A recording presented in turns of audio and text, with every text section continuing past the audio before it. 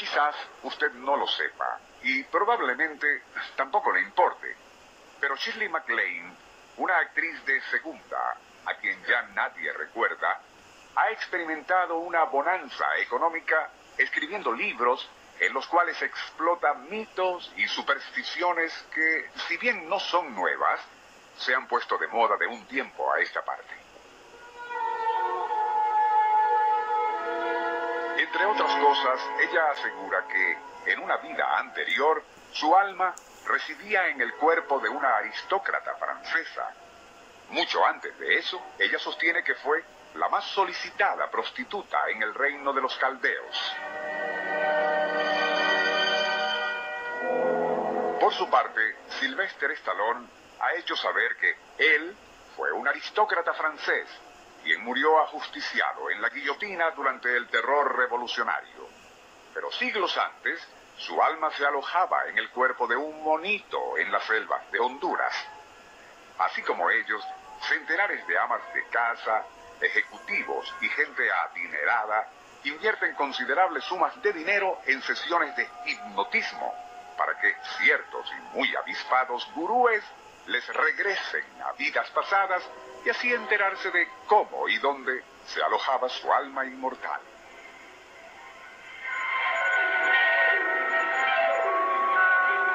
Nuestro insólito universo. 5 minutos recorriendo nuestro mundo sorprendente.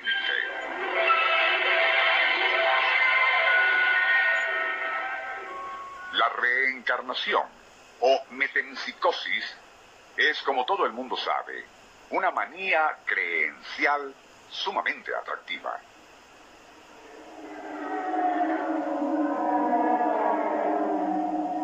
Ello se debe a que, siendo el alma humana inmortal, en realidad jamás se extingue y más bien viaja a través de la eternidad, alojándose de cuando en cuando en distintos cuerpos.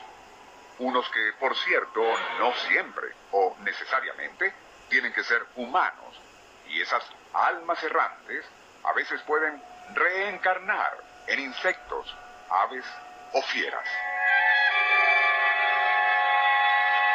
Al respecto, una autoridad sobre el tema, como Stephen Rosen, dice en su libro La controversia de la reencarnación: el sentido lógico de la reencarnación dicta que si en nuestra vida presente nos comportamos como ciertos animales, obedeciendo solo a instintos primarios, con el consiguiente rechazo al intelecto y espiritualidad, lo más probable es que en nuestra próxima vida descendamos hacia algún miembro del reino animal, probablemente el que más parecido se comporte a como lo hacíamos en nuestra vida anterior.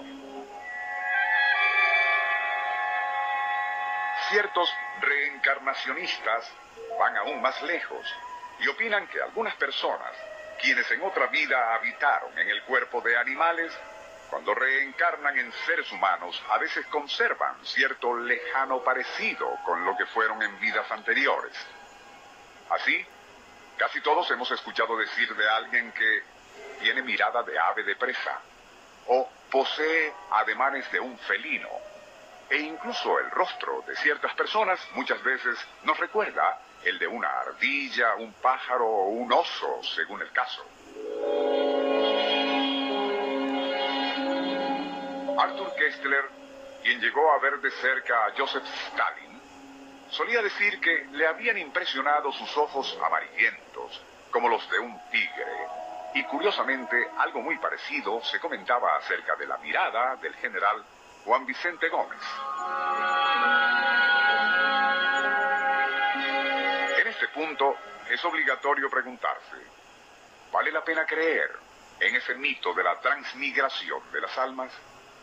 El propio Carl Jung, quien siempre se mostró escéptico ante lo que consideraba una atractiva pero improbable quimera, afirmaba, y citamos: los hindúes saben que no compartimos sus ideas al respecto, pero eso no les preocupa.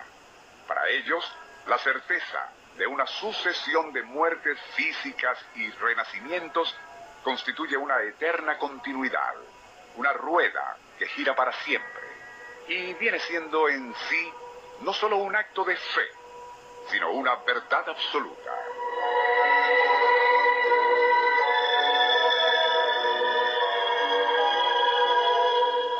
En nuestro programa de mañana, más sobre la reencarnación y un caso sensacional que tuvo lugar en Estados Unidos durante los años 50 y fue tan convincente para muchos que hasta se quitaban la vida para enterarse cuanto antes de cuál iba a ser su próxima reencarnación.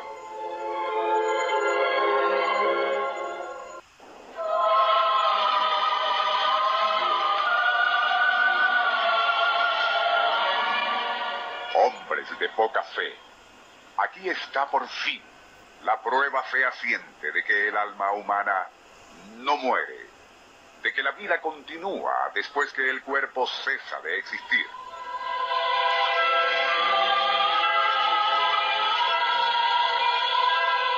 Más glorioso aún, esa alma inmortal se alojará en otro cuerpo y luego en otro, en forma sucesiva, por toda la eternidad.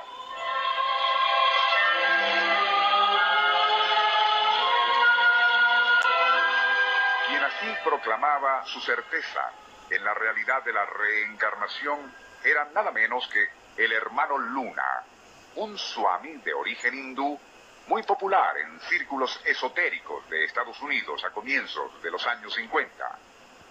La prueba a que se refería y agitaba desde una pantalla televisiva era un libro destinado a hacer historia en los anales del fraude, En búsqueda de Bryden Murphy, escrito por un empresario e hipnotista aficionado de nombre Morey Bernstein.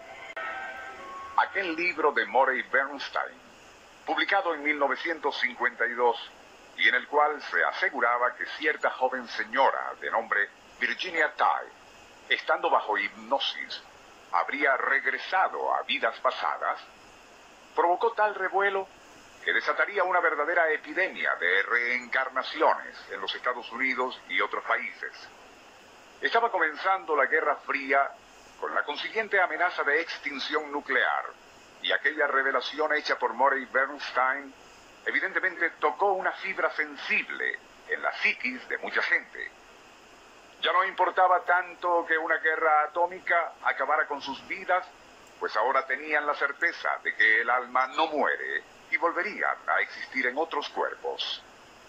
El libro en cuestión relataba que Morey Bernstein, al darse cuenta de que Virginia Tighe, esposa de un amigo suyo residente en Pueblo, Colorado, era del tipo sensible en el aspecto espiritual, había logrado, tras varias sesiones de hipnotismo, que ella regresara a su primera infancia.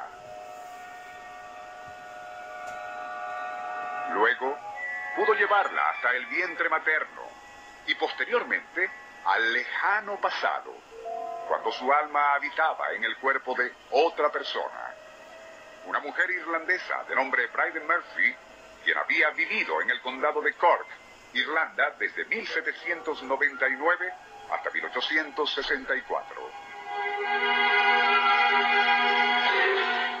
La sensación provocada por aquellas revelaciones de vidas pasadas fue tal que más de 40 diarios estadounidenses publicaban semanalmente extractos del libro. Miles de hipnotistas de vodevil que se encontraban desempleados comenzaron a ser solicitados por multitudes de personas deseosas de saber qué o quiénes habían sido ellos en otras vidas.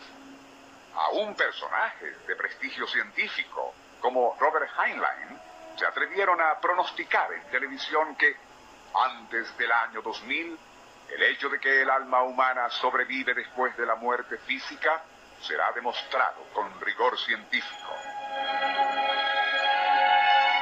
Docenas de personas en los Estados Unidos se suicidaron tras afirmar que preferían no aguardar a morir de viejos para saber cuál y cómo iba a ser su próxima reencarnación.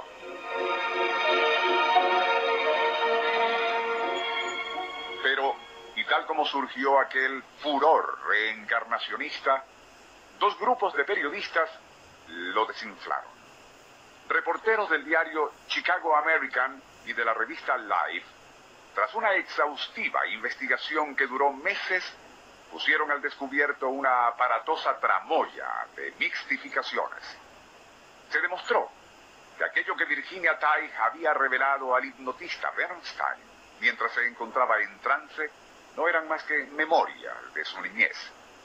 Época en que una vecina de nombre Bridie Murphy, nacida en Irlanda, pero quien había emigrado a los Estados Unidos, le contaba a Virginia anécdotas de su adolescencia en el condado de Cork. Así, lo que realmente había sucedido no era ninguna regresión a otras vidas por parte de Virginia, sino que, inducida por Bernstein durante la hipnosis, el subconsciente de ella fue sacando a flote aquellas historias que le habían contado durante la infancia, haciéndolas pasar como propias. A pesar de que todo quedó perfectamente aclarado, y tanto Bernstein como Virginia Tighe admitieron que, si bien nunca habían intentado perpetrar un engaño, sí se habían dejado llevar por el entusiasmo, creyendo de buena fe que habían logrado, gracias al hipnotismo, demostrar que la reencarnación era un hecho. Lo insólito de todo el asunto es que, a pesar de las pruebas y confesiones de las partes, muchísima gente continuó creyendo en ese mito de la reencarnación, y tal como sucede ahora, nadie o nada les quita esa manía creencial de la cabeza. Email: insólitouniverso.